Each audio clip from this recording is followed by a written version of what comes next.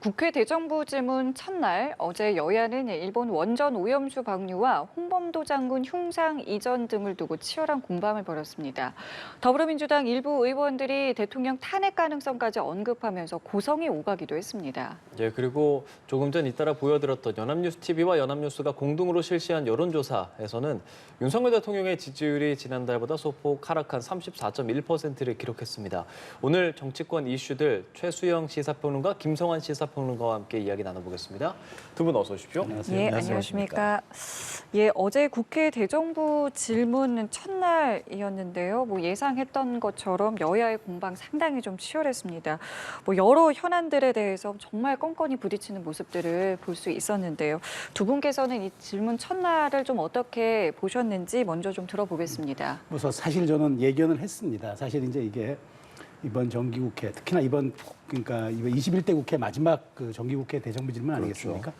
말하자면은 여야가 이제 화력을 집중할 수 있는 공간이 공식적으로 마련된 셈이죠. 그런데 어저께는 사실은 정치 분야였잖아요. 그러니까 정치 분야는 사실 모든 것을 포괄하는 그런 분야이기 때문에 질문의 어떤 폭이라든가 그다음에 질문의 어떤 영역이라든가 이런 게 제한을 사실 받지 않지 않습니까? 다 그냥 정치 영역으로 가면 되니까.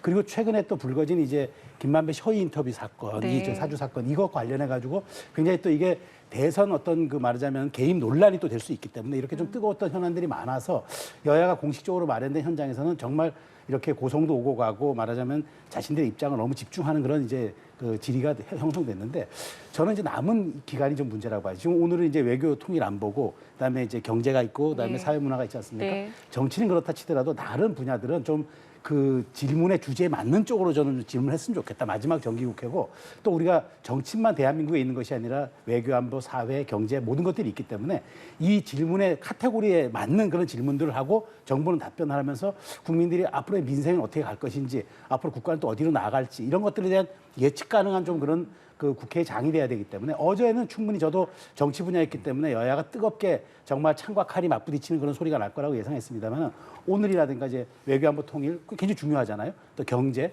그다음에 사회문화, 사회문화도 굉장히 지금 요새 교육 문제도 뜨겁고 하니까 이런 것들이 좀 이제 분야별로 좀 심도 깊게 좀 다뤄졌으면 하는 그런 생각입니다. 예, 어떻게 보셨어요? 21대 마지막 정기국회는 이런 모습으로 끝날 것 같다. 이런 생각을 좀 하게 됐는데요. 예. 아시다시피 윤석열 대통령이 공산 전체주의 세력 언급하기 시작하면서부터 굉장히 국정이 얼어붙는 상황이 됐잖아요. 일종의 이제 야당을 적대시한다 이런 의심을 받고 있는 상황이기도 하고요. 결국은 윤석열 정부의 퇴행에 맞서서 이재명 대표가 단식을 하겠다 이렇게 나온 상황이기도 하고 지금 단식 일주일째를 맞고 있는 상황이거든요. 그러니까 아무래도 날선 얘기들이 오고 갈 수밖에 없는 분위기가 연출됐다 이렇게 보이고요. 근데 이런 분위기가 지금 이번 한 번으로 끝날 것이냐, 결국 국정감사 때까지 계속 이어지면서 예산 국회도 사실은 지금 야당에서도 상당히 예산안에 문제가 있다고 얘기를 하고 있잖아요. 예산안 통과될 때까지도 계속 이런 모습이 보여질 가능성이 높다. 근데 굳이 원인을 따지자면 여당에서는 야당 탓하고 야당은 여당 탓할 거라고 생각하는데요. 네. 그러니까 늘 정치에서 하는 얘기지만 국정 운영의 무한 책임은 집권 여당, 대통령이 지는 겁니다. 근데 대통령이 야당 대표 계속 만나지 않고 범죄 혐의자로 지금 취급하고 있는 상황이잖아요. 근데 야당은 거기에 대해서 사실은 맞서 싸울 수밖에 없는 분위기가 형성될 수밖에 없어요. 근데 거기서부터 사실 모든 게 꼬여나가는 거 아닌가 이렇게 생각하고요. 더군다나 최근에는 홍범도 장군 흉상 이전 문제까지 겹치는 바람에 서로 간에 타협하고 대화할 여지가 더 많이 사라져 버렸다. 그러니까 이런 모습이 계속 지속될 가능성이 매우 높아 보여서 저도 좀 걱정됩니다. 국민들이 기대하는 바하고 좀 달리 나오지 않을까, 다른 모습을 정치권이 보이지 않을까, 여러 가지로 좀 걱정되는 측면이 있습니다. 예, 어제 대정부 질문 첫날이었는데요. 김만배 씨의 허위 인터뷰 관련한 이야기 두 분도 잠깐 좀 언급을 해주셨지만 여당에서는 선거 공작이라면서 거세게 공세를 몰아붙이고 있습니다. 관련 발언들 듣고 대담 이어가겠습니다. 민주당에 의한 선거 공작이 이번이 처음이 아닙니다. 15대 대선 때 김대엽 병풍 사건 떠올려보면 자명해집니다. 또 16대 대선에서도 이해창 후보가 최규성으로부터 20만 달러를 수수했다라고 또 민주당이 허위, 가짜 선전선동을 합니다. 그때도 민주당이었고 현재도 민주당이었습니다. 가짜뉴스 전문 국회의원이 지금 민주당 구석에 앉아 있습니다. 제가 누구라고 얘기는 안 하겠습니다. 이 사안 자체로 제가 말씀드릴 건 아닙니다만 이런 뭐 어떤 가짜뉴스 유포라든가 선거 공작 같은 것이 흐지부지 제대로 처벌받지 않고 넘어가니까 정치 경제적으로 남는 장사가 되고 반복되는 거라고 생각합니다. 반드시 투명하게 수사해서 엄정하게 책임을 검찰이 물을 거라고 생각합니다. 네, 국민의힘의 권성동 의원 그리고 한동훈 법무부 장관의 목소리까지 들어봤습니다. 권성동 의원의 발언에 먼저 좀 이야기를 해보자면요. 15대, 16대 과거에 있었던 그런 사건들을 거론을 하면서 대선 정치 공작이라고 지금 비판을 하고 있습니다. 뭐 같은 의견 내시겠습니까? 그렇죠. 저는 사실 이거는 있을 수 없는 일이 벌어진 거예요. 그러니까 저는 이런 사건을 이제 말하자면은 위변조를 시켜가지고 또 그것도 대선 3일 전, 대선 3일 전이면 사실 마지막 이제 부동층들이 표심을 결정하는 가장 중요한 시기에 마치 윤석열 대통령이 검사 시절에 이것을 제대로 검사하지 않고 편의를 봐줘가지고 대장동 사건이 이뤄져서 결국 윤석열 대통령이 이 사건의 몸통이었다. 이렇게 얘기하면 이게 만일 저는 그래서 이게 나왔기 때문에 저는 이렇게 박빙의 승부가 펼쳤다고 생각하는 거예요. 사실 그렇지 않으면 표차이가 날 수도 있었지만 이런 것들이 3일 전에 나왔기 때문에 그리고 이런 부분들에 대해서 몇 개 방송사들이 계속적인 이제 말하자면은 그 뉴스 공급을 했단 말이죠. 특히나 이제 지금 15대, 16대 대선 얘기했는데 사실 16대 대선 그때 이제 무슨 뭐 가양건설인가로부터 뭐 20만 달러 받았다 이런 얘기 있었는데 자 그때 노무현 대통령 당시 그 이회창 후보와 얼마나 표 차이가 있었습니까? 그때도 매우 근소한 표 차이였습니다. 그러니까 이런 것들 특히나 이제 15대 대선 김대중 대통령과 이회창 총재가 붙었던 그 시기도 굉장히 근소한 차이였어요. 근데 그 김대호 병풍 사건이 사실은 그 병력 그러니까 말하자면은 병력 브로커 얘기만 믿고 이게 일파만파가 되면서 마치 그때 대국민 사과하고 아들은 소록도로 보내는 뭐 그런 조치까지 했단 말이죠. 이게 참 역사의 한 장면인데 보수 진영 입장에서 보면은 용납할 수 없는 사건들이고 이런 사건들로 인해서 역사의 물줄기가 바뀌었다고 생각하는 거예요. 우리 이런 말이 있지 않습니까? 지체된 정의는 정의가 아니다. 나중에 이게 가짜 뉴스로 밝혀지고 브로커의 허위 증언으로 나왔잖아요. 그런데 그렇게 나오니까 그렇게 바뀌어진 게 뭐가 있습니까? 그러니까 좀 보수 진영 입장에서는 이거는 보수를 떠나서 이러한 가짜 뉴스나 혹은 이런 날조된 것들이 횡행하면서 대선의 결과를 바꾸거나 마치 역사를 이게 위변조를 시키는 것 아니겠습니까? 그러니까 이런 문제에 대해서는 저는 그래요.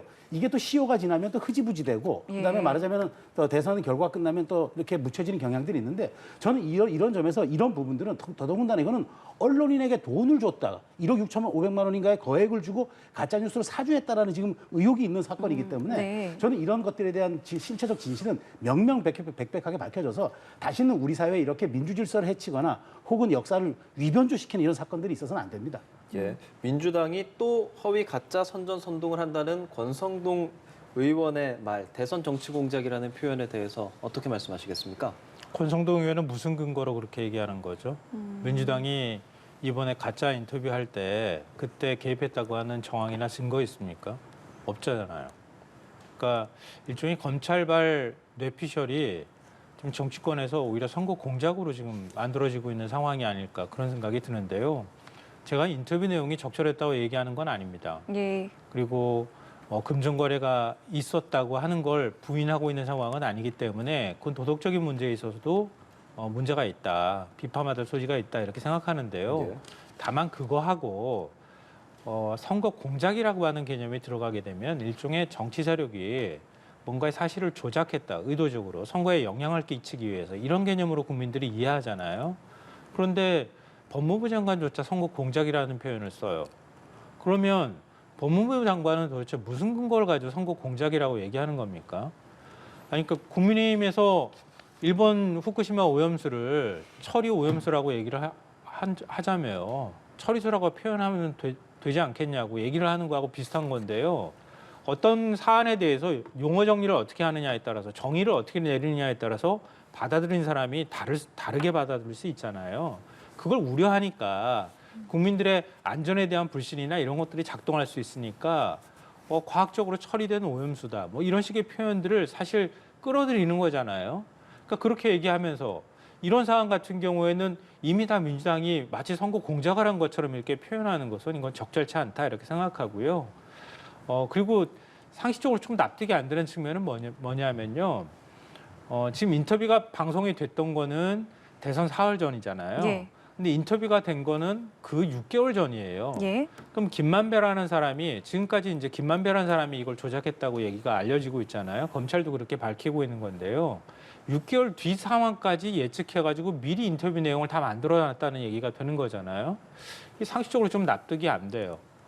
그리고 신학님 전 위원장의 경우에도 과연 그 사이에 6개월 동안 인터뷰를 해놓고 그 모든 상황을 지켜보다가 그 다음에 인터뷰 내용을 공개했다?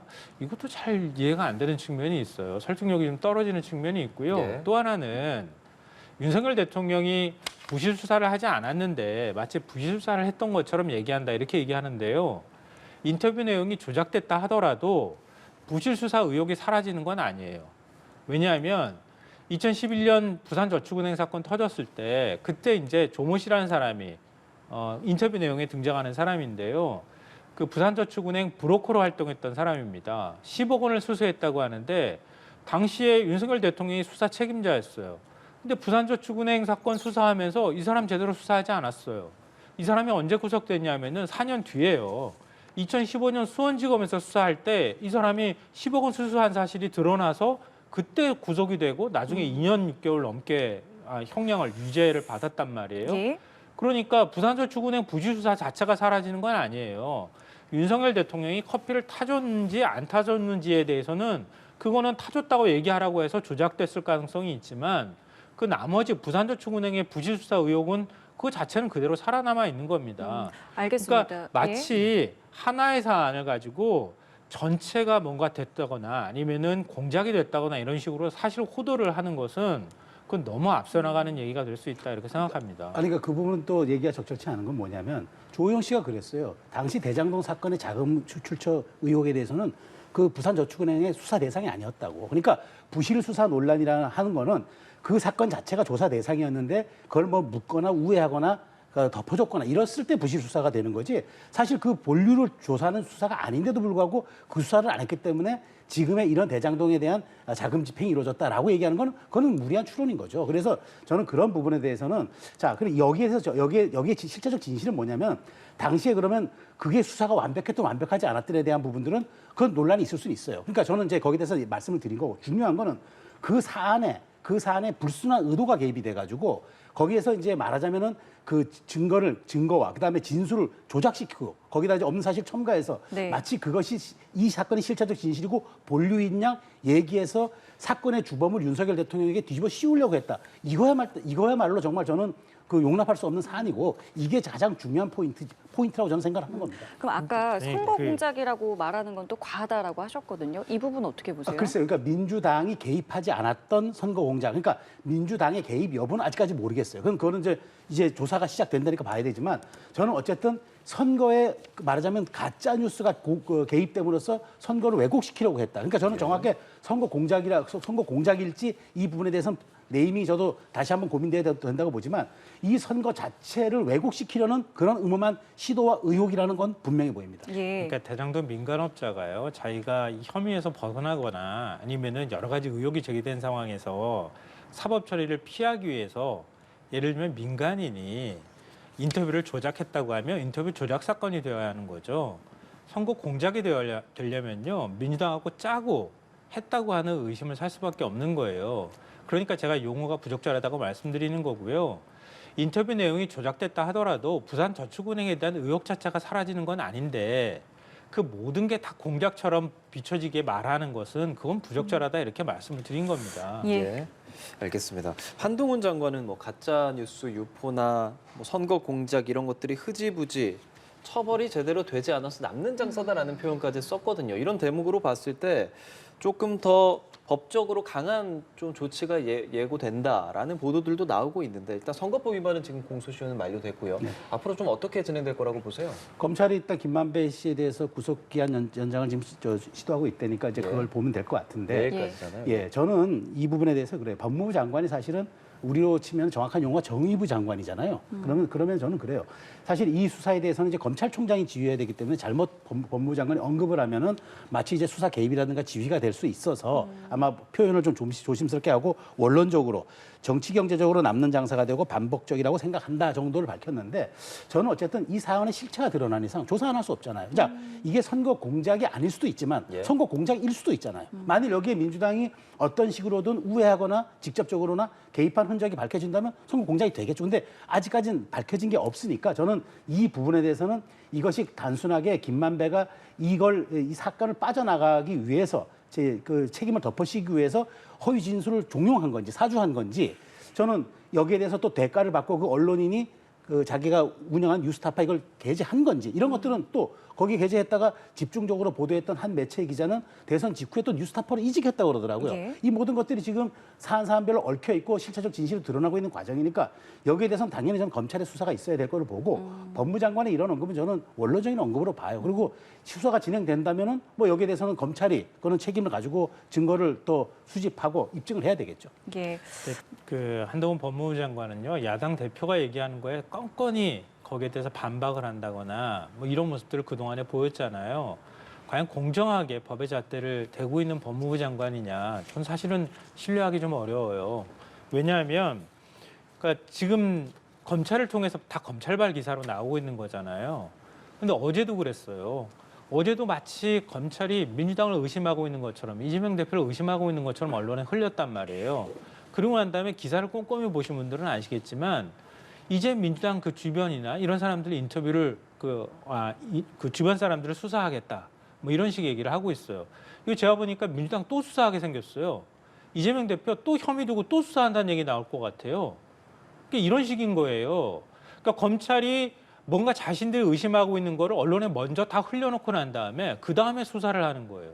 아니, 수사로 말하면 되지 왜 언론에 미리 수사 내용을, 아니 자기네들이 의심하고 있는 내용을 흘리고 난 다음에 수사를 합니까?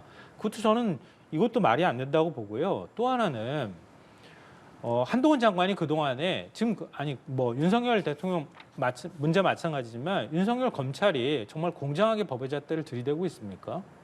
그러니까 지난 대선 때 지금 공작이 있다 이렇게 얘기를 하고 있잖아요. 윤석열 대통령 김건희 여사 학력 허위 위조 의혹과 관련해서 기자회견하거나 이렇게 발언했었던 거 보거나 아니면 도이치모터스 사건 그때도 해명했던 내용이 사실과 다르다는 게 확인되고 있잖아요. 근데 왜 그 부분에 대해서는 들여다보지 않습니까? 뭐 그런 거라든가 법의 잣대가 공평하지 않다고 하는 거는 숱하게 확인되는 거예요. 오히려 고발사주 의혹 사건이 있었던 손준성 검사는 검사장으로 승진시키는 일까지 벌어졌어요. 예. 한동훈 법무부 장관이 피해자로 적시되어 있는 건데요. 고발장에. 이것도 사실 말이 안 되는 거잖아요. 그러니까 법무부 장관이 국회에 나가서 얘기할 때는 오히려 발언을 더 자제해야 한다고 생각해요. 예. 그러니까 오히려 더 의심받고 있는 거잖아요. 알겠습니다. 그러니까 그 검찰 인사에 대해서는 그거는 뭐 인사의 영역이기 때문에 그건 잘했다 잘못했다 그건 해석했다는 저는 그 영역이라고 생각을 하고요. 중요한 거는 그 한동훈 장관의 뭐 답변 태도가 오히려 이걸 더 자극하고 검찰이 계속 흘리고 있다. 저는 어쨌든 이런 것들은 검찰이 이제 우리가 그런 흔히 얘기하지 않습니까? 판사는 판결문을 얘기하고 검사는 공소장으로 얘기하는데 이 부분에 대해서 지금 이재명 대표에 대한 것도 사실은 거의 초읽기에 들어간 단계니까 예. 검찰이 얼만큼 그동안 수사에 대했던 결과물을 가지고 이걸 공소장으로 입증해 내느냐, 그래서 체포동의안 내느냐, 거기에 대해서 이제 어떤 결과를 법원이 판단하느냐에 따라서 나타날 일이지 이것이 검찰이 흘리는 여론전이다. 그래서 이거는 불가하다. 이런 이야기들은 저는 뭐 이건 국민들이 판단할 문제지 이걸 가지고 저는 시비사항은 될 거라고 생각하지는 않습니다. 그러니까 말씀하신 것처럼 공소장으로 판단받으면 돼요. 수사로 판단받으면 되잖아요. 예. 근데 수사하기도 전에 지금 흘리고 있잖아요. 예, 알겠습니다. 검찰 발이란 또 증거도 사실 없잖아요. 네, 그럼 어제 대정부 질문 상황에 대해서 조금 더 보고 가겠습니다. 최상병 사건 수사와 관련한 이야기들 중에 대통령 탄핵이라는 단어가 좀 거론돼서 여야 의원들의 고성이 터지기도 했었는데요. 그 현장 모습 보고 대담 또 이어가 보죠. 대한민국 장관이 결재안을 뒤집을 수 있는 사람이 누굽니까? 총리가 하신 건 아닐 테고 대통령밖에 이걸 할 수 있는 사람이 없다고 봅니다. 대통령이 하신 거 맞죠? 그 문제는 분명히 국방부 장관께서 본인이 그러한 언론에 보도할 그 자료를 보고를 받고 생각을 해보니 그거는 적절치 않다. 국방부 장관으로서의 의견을 제시하고 명령을 내리신 거라고 생각합니다. 국민 일반은 절대 그렇게 생각 안 했습니다.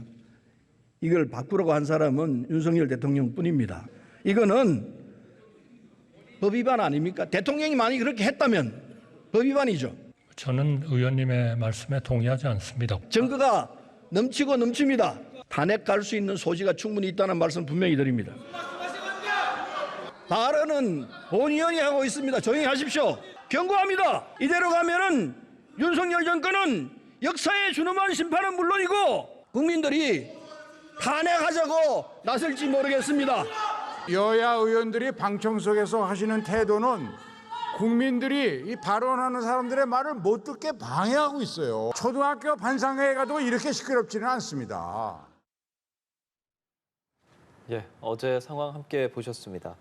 일단 가장 좀 많이 얘기가 나오고 고성이 오갔었던 것은 탄핵이라는 단어가 나왔었던 부분이었고, 탄핵할 수 있는 소지가 분명히 있다, 탄핵하자고 국민들이 나설지도 모르겠다라는 부분이었었는데, 김진표 국회의장도 이야기를 좀 했죠. 어떻게 좀 보셨습니까? 사실 탄핵 같은 거는 사실 요즘 표현으로 하면 극한 용어잖아요. 정치적으로 사용되지 말아야 될 용어잖아요. 이게 무슨 뭐 여반장 주머니에서 동전 꺼내듯이 툭하면 탄핵. 그리고 실제로 또 장관에 대한 탄핵도 이루어졌고, 저는 이런 얘기들이 국회 본회의장에서 야당 중진 의원이 총리를 상대로 하는 질의에 저는 그래요. 이런 의혹이 있는데 총리는 어떻게 생각하느냐. 여기에 대해서 사건이 명명백백하게 밝혀야 되지 않겠느냐. 외압은 없었는지 이렇게 물어봐야지. 이게 했다면 탄핵이죠. 탄핵감이죠. 아니 이런 질문은 사실은 이거는 저 국민을 향해 하는 질문이 아니라 지지층을 향해 하는 질문 아닙니까? 나 이런 사람이니까, 나 이렇게 결기 있게 싸우는 사람이니까 나 공천 받을 수 있습니다. 그래서 저는 이거는 대정부 질이고, 대정부 질의는 곧 국민에게 국가를 감시하고 정부를 견제하는 야당의 권능을 보여주는 그런 자리인데, 그걸 대통령이 무조건 대통령이 뒤집었을 가능성이 높으니 탄핵돼야 된다. 총리 동의하느냐? 그럼 이게 총리가 동의한다고 하겠습니까? 저는 그 질문도 금도가 있는 거고, 어느 정도의 말하자면은 수준의 영역도 있는 건데, 이 얘기는 저는 질문을 하기 위한 질문이 아니라 말싸움을 하자는 질문이라는 거죠. 그럼 대정부 질문이 아닌 거죠. 이거는 갈등 유발형 질문인 거죠. 이런 점들에 대해서는 저는 최소한 이게 대정부 질이잖아요. 21대 국회 마지막 대정부 질이면 품격도 있어야 하고 내용도 있어야 하고 정부 답변에 대한 어떤 그런 날카로운 지적도 좀 있어야 하고 이런 것들이 가는데, 이거는 사실은 언어 폭력에 가까운, 이거 그야말로 갈등 조장형 언어 아닙니까? 저는 그렇게 생각합니다. 김성환 평론가님 말씀 듣겠습니다. 맞습니다. 말씀하신 것처럼 탄핵이라는 표현은 자제되어야 한다고 생각해요. 우리가 또 탄핵을 겪어보기도 했었잖아요. 이게 얼마나 엄청나고 무서운 일인지 많은 국민들이 다 알고 계시는 상황이기 때문에, 가급적이면은 뭐 그렇게 주변 사람들은 얘기할 수 있지만, 사적으로는 그런 얘기를 할 수 있지만, 국회 본회의장에서 발언하는 것은 자제해야 한다. 그 부분의 말씀은 뭐 동의합니다. 그런데 야당이나 아니면 적지 않은 국민들이 윤석열 대통령의 발언이나 지금 이제 최근에 국정 운영 방향에 대해서 부글부글 끓고 있는 건 분명해요. 그것까지 부인하면 안 됩니다. 그러니까 그 부분에 있어서 여당은 어떻게 이런 것들을 받아들여야 할까, 이것도 좀 숙고할 필요가 더 있다고 생각해요. 야당 의원들이 그런 국민들의 그냥 날 감정을 그대로 전달하는 것을 제가 이제 문제가 있다고 말씀드렸잖아요. 그거는 뭐 사실은 되어야 한다 이렇게 말했다기보다는, 그러면 그렇게 될 수밖에 없다, 이런 식의 논법을 지금 사용해서 얘기를 한 건데요. 저는 어제 김영호 통일부 장관의 발언이 훨씬 더 문제 있다고 생각해요. 굉장히 냉정하게 얘기했어요. 그러니까 헌법 1조 1항을 얘기하면서, 1항과 2항을 얘기하면서 국민 주권을 부정하는 발언을 해요. 그러니까 대한민국 국민들이 전부 권력을 행사하려고 한다면 무정부 상태로 갈 수밖에 없다. 이런 발언을 장관이 국회에 나가가지고 버젓이 얘기합니다. 그러니까 원래 뭐 유튜브나 이런 데 출연했을 때 굉장히 극우적 발언을 했다, 이런 것들을 지적을 많이 받아온 인사긴 하지만, 어떻게 국회에 나가가지고 헌법을 해석하는데 국민주권을 부정하는 발언을 합니까? 그러니까 오히려 이렇게 냉정하게 자신의 사고방식을 드러내는 게, 이게 오히려 전 탄핵감이 될 수 있다고 생각해요. 그러니까 민주당의 탄핵 언급도 적절하지 못했지만, 네. 국회에 나가서 이렇게 장관이 얘기하는, 버젓이 얘기하는 이런 행태에 대해서도 비판받아야 된다고 저는 생각합니다. 알겠습니다. 그리고 어제 대정부 질문에서 오늘로 이제 일주일째를 맞았죠. 이재명 대표를 찾아가서 만나는 것을 건의한 의원들도 있었습니다. 한덕수 총리는 일단은 좀 검토해 보겠다라고 했는데요. 그러니까 대통령이 이제 이재명 대표를 만났으면 하는 그 건의인데요. 글쎄요, 만남이 가능하겠습니까? 이 건의에 대해서, 이 분위기에 대해서 좀 어떻게 보셨습니까? 기자들이 계속 쫓아다니면서 물었다는 거 아닙니까? 건의하실 생각이 있으십니까? 예. 처음에는 답변을 안 하다가 예. 마지못해 마지막에 얘기를 했던 것 같아요. 그러니까 그게 현재 상황을 그대로 보여주는 거 아닌가 싶어요. 어찌 됐든 간에 제가 국정의 무한 책임은 집권 여당하고 대통령한테 있다는 말씀 앞서도 드렸지만 야당 대표가 지금 단식 일주일째를 맡고 있는 상황입니다. 어제까지는 6일째였던 네. 건데요. 예. 국기를 끊고 국정 운영 방향을 전환해라. 그리고 개각해라. 이렇게 요구한 거예요. 근데 과거에도 같은 요구들을 야당 대표들이 많이 했어요. 같은 일들을 했었고요. 그럴 때 대통령, 그러니까 당시 청와대나 아니면은 집권 여당에서는 야당 대표를 설득하는 작업을 했어요. 보통의 경우에는 정무석 보내가지고 단식 이제 중단하시라. 뭔가 국정 운영에 새로운 돌파구를 마련하자. 청와대에서 뭔가 대통령이 직접적인 언급을 하기 어렵다고 하면은 여당을 통해서라도 대화가 이루어질 수 있도록 이렇게 출구를 마련해 주는 작업을 했어요. 예. 그런데 지금 국무총리 발언도 보면요. 마지못해서 뭐 건의할 것처럼 얘기하지만 할 뜻도 없는 것 같이 보이고요. 대통령도 전혀 만날 것 같지 않아 보여요.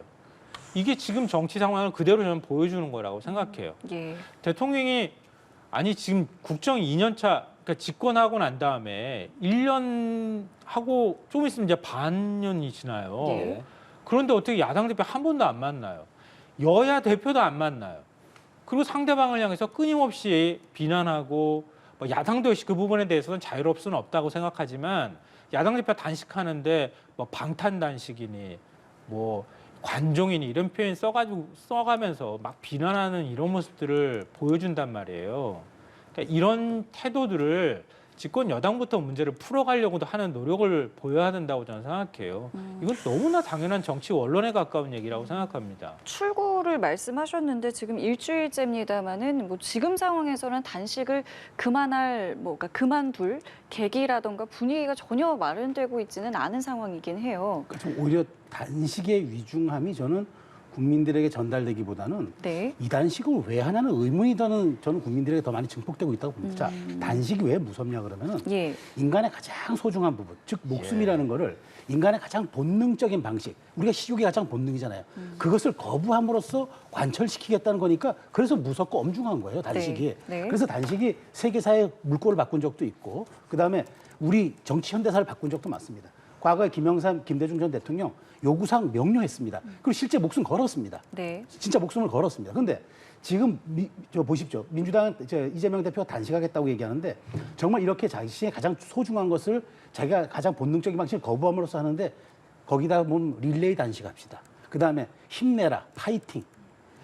이게 정말 단식의 위중함에 대한 반응입니까? 저는 모든 사람들이 다 이 단식에 대해서 이해 못할, 그다음 납득 못할, 용인되지 못할 그런 생각들을 갖고 있는 거예요. 그러다 보는데 이런 단식을 통해 이런 단식이다 보니 그런데 단식인데 그럼 여권에서 정말 목숨을 걸고 하는구나. 이게 정말 위중하다라고 한다면은 어떤 식으로는 그만두고 좀 다시 대화의 문을 열자 하겠죠. 지지층도 마찬가지예요. 여기 대해서 그래요. 이재명 대표님 정기국회 기간이니까 단식 말고 더 넓은 공간에서 더 야당다운 방식으로 싸워주십시오. 이렇게 얘기하면 맞는 거 아닙니까? 거기다 릴레이 단식하겠다? 뭐 민주당 의원들 왜 동참 안 하냐? 이 단식이 무슨 뭐 희화되는 겁니까? 저는 그런 점에서 단식이라는 건 정말 이재명 대표가 단식하는 거에 대해서 제가 뭐 폄하하거나 그 의도를 해소할 생각은 없습니다만은 많은 사람들이 여기에 대해서 동의하기도 어렵고 또 진정성 있게 받기도 어려운 상황에서 저는 지금 여기에서 대통령이 만나야 된다, 누가 찾아가야 된다. 이게 사실은 지금 민주당 내에서도 이렇게 오히려 그만둬야 한다는 얘기들이 나오는 마당에 저는 여권에게 이런 것을 하는 거는 협치 혹은 뭐 이런 데 대한 말하자면 이런 정치 파행에 대한 책임을 여당으로 돌리는 그다음에 여당이 전혀 협치에 대한 것은 의도가 없음을 드러내는 그런 전략적인 발언이잖아요. 저는 그래서 이해하기 어렵다는 거죠. 왜 단식하냐라는 말이 사실 여당에서만 나오는 것은 아니거든요. 야당 일부에서도 냉소적인 좀 반응들이 나오고 있고 명분도 없고 실리도 없다 이런 뭐 이상민 의원의 발언도 좀 있었는데 어떻게 좀 야당 안에서는 어떤 분위기가 있다라고 보고 계세요? 과거 뭐 황교안 대표나 단식할 때도 항상 나왔던 얘기인데요. 단식할 힘 있으면은 가서 싸워라 이런 얘기들 지지자들이 제일 많이 하곤 했잖아요. 근데 그런데도 사실은 단식은 뭐 끊이지 않고 지금까지 있어 오긴 했는데요. 그러니까 단식 일주일째 맡고 있는데 목숨을 걸었니 안 걸었니 이런 얘기하는 건 너무 섣부르다는 생각이 들고요.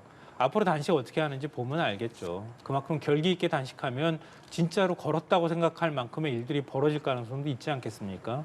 그러니까 미리 단정하기는 좀 어렵다고 보는데요. 근데 저는 상당수 국민들이 최근에 무기력증에 빠져 있다고 생각해요. 그러니까 생각을 해보십시오. 대통령 입에서 공산 전체주의 세력 마치 냉전 시절 공산주의가 국시가 됐던 시절을 떠올리게 하는 발언들을 계속하고 있잖아요. 근데 국민들은 지금 민생이나 경제가 어렵다고 아우성치고 있는 상황이에요. 그게 뭐가 중요합니까? 근데 대통령은 이념이 제일 중요하다 이렇게 얘기를 하면서 국무위원들한테 야당하고 싸우라고, 집권 여당 국회의원들한테 야당하고 싸우라고 독려하잖아요. 그러니까 이게 과연 이 현실에 있는 일인가? 이런 생각하시는 분들이 있고요. 예. 뭐 최근에 역사 논쟁에서도 보여주는 거지만 대한민국의 법통을 흔들고 있습니다.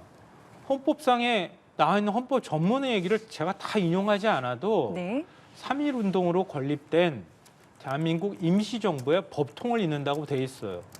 임시정부의 공식 군대가 대한광복군이에요. 그거 지금 우리 군의 뿌리로 인정하지 않겠다고 얘기하는 거 아닙니까? 그거 알고 봤더니 뭐 지금 육사 내부에 위원회를 만들어 가지고 육사 그 교수 가운데 뉴라이트 인사가 지금 홍범도 장군 흉상 철거하는 문제 주도했다는 거 아니에요? 그러니까 이런 식의 일들이 벌어지고 있는 거예요. 버젓이. 예. 근데 거기에 대해서 야당은 뭐 하냐 대체 안 싸우고 이런 국민들이 적지 않다고 저는 생각해요. 예. 그러니까 그런 상황에서 단식이 이루어지고 있다는 점도 고려해야 한다고 생각합니다. 알겠습니다. 그래서 지금 단식이 진행됐고 일주일째인데요. 지금 하단 자막에 나가고 있죠. 방금 들어온 소식인데요. 검찰이 밝히기를 이재명 대표가 오는 12일에 출석을 하겠다라고 이제 통보를 해온 것으로 전해집니다. 하지만 이제 검찰에서는 늦어도 7일에서 9일, 오늘이 6일이니까요. 이번 주 중에 이제 출석을 해야 한다고 다시 요구를 하고 있는 상황입니다. 또다시 이제 줄다리기가 시작되는 것인데 여기에 하나의 변수를 꼽는다면은 이재명 대표의 단식은 계속 진행이 되고 있다는 것이죠. 그렇죠. 그러면은 지금 이재명 대표가 이야기한 거는 오는 12일이에요. 계산을 해보면 열흘이 이제 그렇죠. 지난 시점이고요. 그래서 검찰은 7일에서 9일. 어쨌든 양측은 지금 계속해서 이 일정을 두고 줄다리기를 하고 있어요. 5번째 검찰 소환을 앞두고요. 어떻게 좀 진행되고 있다고 보세요? 그러니까 이재명 대표가 이 사건에 관해서 주요 관련자잖아요. 그럼 관련자의 조사가 있어야 검찰이 기소를 하고 공소장을 작성할 거 아닙니까? 예. 그런데 이재명 대표는 자꾸 날짜를 미뤄요. 근데 지금 양측이 얘기하는 지금 검찰은 이런 거겠죠. 7일, 9일 얘기는 이재명 대표의 저 단식의 상태가 더 나빠지기 전에 그나마 정신이 좀 아직도 명료하고 그다음에 여러 가지 움직일 수 있는 체력도 아직은 좀 남아 있을 때 뭔가 조사를 해서 유의미하게 진술을 이끌어내겠다는 거고 이재명 대표 12일은 뭐냐면 이미 단식이 열흘째 이상 진행된 상황이면은 아마 기동하기도 어려울 겁니다. 아마 차량으로 거의 실려서 가서 이렇게 조사받아야 될 것 같은데 그럼 사실 조사가 무의미해지고 조사가 아무런 성과를 내지 못하게 될 수도 있는 거죠. 그래서 어찌 보면은 지금 이런 날짜 가지고 기싸움하다가 결국은 저는 검찰이 소환 조사도 하지 못하고 결국은 공소장을 작성할 수 있는 그런 상황도 오리라고 봐요. 예. 기소를 하는 쪽으로. 예. 자 그렇다면은 지금이 마지막 이 퍼즐인데 저는 이재명 대표는 저는 굉장히 말하자면은 그 환자처럼 실려가는 모습 속에서 출석하는 걸 원하는 것 같고 검찰은 그 전에 조금이라도 정신이 있고 체력이 있을 때 불러가지고 마지막 퍼즐을 맞추는 그런 그 조사를 하는 게 그 검찰로서는 그게 필요하다라고 하는 것 같아요. 이 두 개의 충돌 지점이 지금 맞부딪히고 있는데 저는 이재명 대표가 정말 진정성이 있다 그러면 빠른 시일 내에 조금이라도 정신도 명료하고 체력이 있을 때 검찰에 출두해서 정말 당당하다면은 거기다 입장문으로 가름하든지 자신이 진술하든지 간에 저는 그렇게 하는 게 맞지. 자꾸 저렇게 뒤로 미루는 이유는 저는 납득하기 참 어렵습니다. 12일이면 다음 주 화요일인데 출석 되겠습니까? 한동훈 법무부 장관이나 여당 대표가 했던 표현을 빌리자면요. 검찰 소환 조사가 무슨 백화점 가서 쇼핑하는 겁니까? 그래서 좀 그렇게 묻고 싶어요. 그 맥락을 얘기하지 않고 얘기해버리면 이재명 대표가 단식으로 들어누워서 검찰 소환 조사에 응하지 않는 사람처럼 보이는데요. 한번 우리 기억을 되돌려보죠. 검찰이 소환 통보하겠다고 얘기하고 난 다음에 이재명 대표가 그럼 바로 나갈게, 조사 받을게.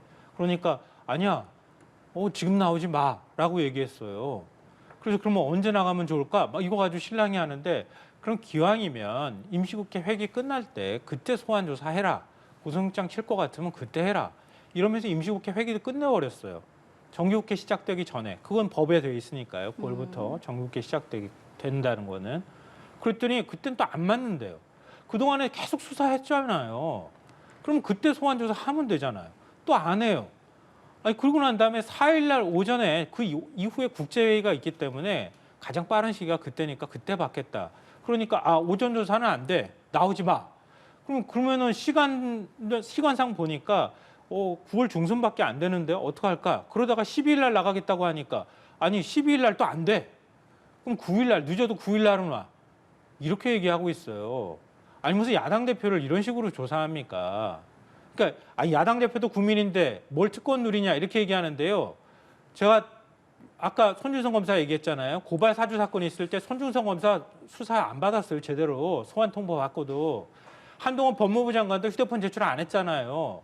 자기들은 해야 될 수사에 응할 만한 공무원 신분에 있었던 사람인데 할 거 안 하고, 그리고 고발 사주 사건 터지니까 그 검사들 전부 다 그 컴퓨터 전부 다 포렌식해버리고 그랬던 사람들이에요. 그럼 왜 조사 응하지 않았냐는 얘기를 하면 뭐라고 얘기하겠습니까?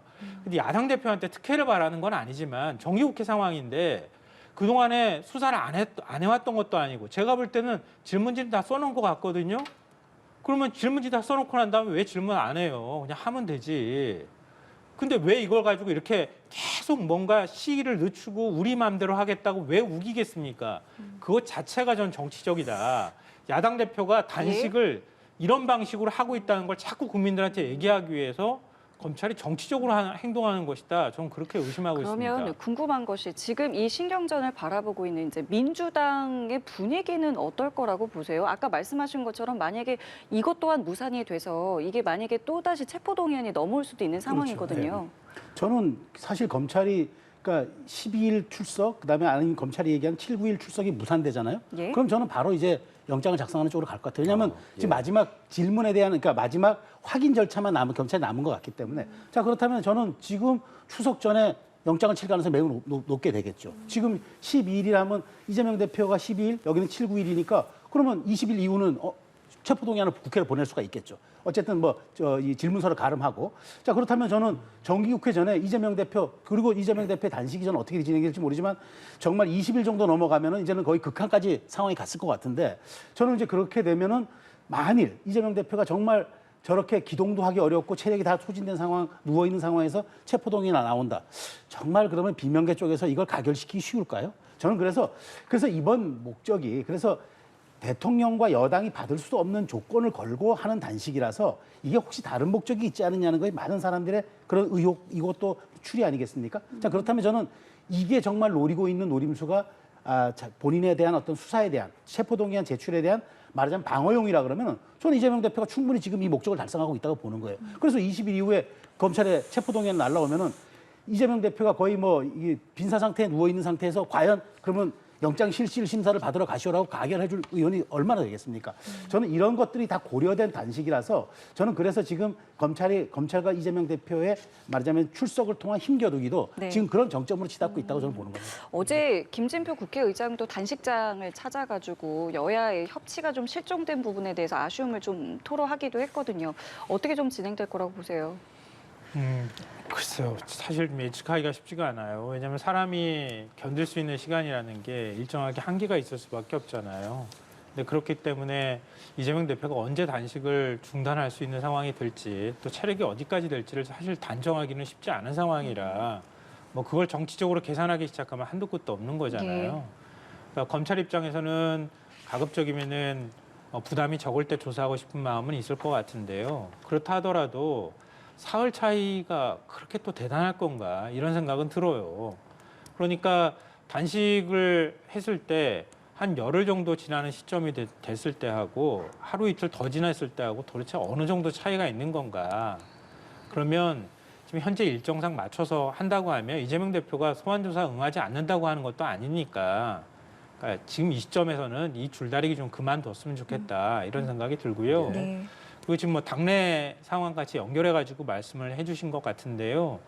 그러니까 당대표가 이런 상황에서 당대표한테 당대표직 내려놓으시오 이렇게 얘기할 만한 의원이 어디 있겠어요.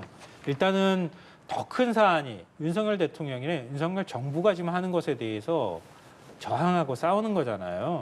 이럴 때는 당이 하나로 뭉쳐가지고 거기에 대해서 싸우고 이재명 대표 단식 끝나고 난 다음에 그때 가가지고 평가해도 늦지는 않는 거잖아요. 그러니까 그 전까지는 당내가 시끄러운 현상들은 아마 없을 가능성이 높을 거다 이렇게 예, 생각합니다. 알겠습니다. 오늘 두 분 시사평론가 나와 계시니까 짧게 이 부분까지만 좀 짚어보겠습니다. 연합뉴스 TV랑 연합뉴스가 공동으로 여론조사 실시한 부분인데요. 대통령 지지율에 대해서 여쭤보고 싶습니다. 긍정평가가 34.1%로 지난 조사보다는 3.9%포인트 떨어졌고요. 그리고 부정평가가 좀 올랐는데 둘 다 원인이 외교 안보라고 가장 많이 나오고 있습니다. 두 분 어떻게 생각하시는지 바로 여쭤보겠습니다. 최수영 평론가님. 네, 저는 그러니까 윤석열 대통령을 강력히 지지하는 층에서는 뭐 캠프 데이비드 이런 그 3자 회동 등 이런 거에서 높이 평가를 하는 거예요. 그런데 또 반대층에서는 이게 가장 또 말하자면 한일 관계를 또 말하자면 너무 빨리 문을 개방했다든가 이렇게 또 부정평가를 하는 거예요. 그래서 이게 사실 해석이 여기에 대해서는 찬반이 너무 극명하게 엇갈리는 이 이슈라 어쨌든 윤 대통령이 외교 안보 이른바 과거 정부에는 전략적 모호성이었지만 전략적 나는 확실성으로 가겠다는 게 국정 모멘텀으로 잡았으니까 여기에 대한 평가가 저는 극명하게 엇갈리는 거 보고 그거를 생각하고 다만 여기에 대해서 이제 내년 총선에서 평가를 받는데 저는 지금 대통령 지지율이 34로 나오고 그다음에 부정평가 58 나오면 많은 분들이 이렇게 얘기를 하죠. 아 이렇게 되면 이제 정권 심판론이 작용한다? 저는 그렇게 보진 않아요. 오히려 이번은 쌍방 심판론이 작용할 가능성이 높다고 저는 생각합니다. 그러니까 야당 심판론도 충분히 이제 나올 수 있다고 봐요. 그래서 저는 이번에 이제 우리가 흔히 얘기하는 게 회초리 얘기하잖아요. 회초리 가지고 이제 국정 전반을 한번 평가하고 싶다는데 이 회초리가 깨끗한 회초리가 아니면 국민이 들기 싫어해요. 오염된 회초리 가지고 때리긴 싫단 말이죠. 그런 측면에서 놓고 보면은 저는 정권 심판론뿐만 아니라 야당 심판론도 함께 기재로 작용할 가능성이 높은 쌍방 심판론이 내년 총선에서는 저는 화두로 등장할 수도 있다고 봅니다. 예, 김성환 평론가의 평론도 듣겠습니다. 그렇게 되길 바라시는 것 같은데요. 저는 그렇진 않고 객관적으로 자연스럽게 분석했습니다. 그렇게 되면 야당 심판론으로 연결되는 측면이 있기 때문에 그런 말씀드린 건데요. 저는 이게 이 자동답 방식이 자동답 방식이기 때문에 이럴 때는 질문 항목을 이렇게 정해줍니다. 그렇기 때문에 만약에 전화 면접 조사일 경우에는 마음대로 어떤 평가하겠다고 하는 것들을 다 대답하게 하지만 그렇지 않은 경우에는 여러 가지 국민의 뜻이 하나의 평가 항목으로 이렇게 몰려서 들어가게 돼 있어요. 그러니까 왜냐하면은 보기가 딱 정해져 있기 때문에 그러니까 여기에 외교 안보라고 하는 거에는 저는 홍범도 장군 흉상 철거 문제, 역사 논쟁 재점화한 거요, 이념 전쟁한 이 부분이 제일 크게 작동했다고 보고요. 그 다음에 오염수 문제라고 생각해요. 이게 뭐 지금 총선 많이 남았기 때문에 그것까지 다 평가하기는 어렵다 하더라도 예. 어찌됐든 윤석열 대통령의 부정평가가 팍 하고 튀면서 올라가는 현상이 나오거나 지지하겠다고 하는 지지 의사가 떨어지는 현상이 나타났다고 하는 거는 이 신호를 매우 심각하게 봐야 한다. 그러니까 계속 역사 논쟁 불러일으키고 그리고 이념 전쟁하면서 중도층을 뒤돌아서게 만들면 결국은 총선까지 지는 방향으로 가는 것이다. 국민의 하태경 의원도 그 경고했잖아요. 예. 그러니까 그 메시지를 좀 정확하게 읽을 필요가 있다고 생각합니다. 알겠습니다. 오늘 두 분과는 여기까지 함께하겠습니다. 지금까지 최수영 시사평론가, 김성환 시사평론가였습니다. 두 분 고맙습니다. 고맙습니다.